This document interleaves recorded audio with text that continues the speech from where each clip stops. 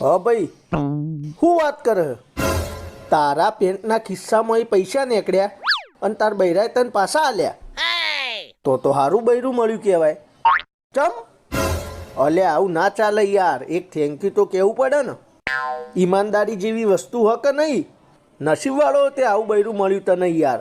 અરે મારા પેન્ટના ખિસ્સામાં આ રીતે પૈસા નીકળ્યા હોય ને અને મારા બૈરીએ જો મને આલ દીધા હોય ને તો હું એને ડબલ પૈસા આલું. मन में लड्डू फूटा।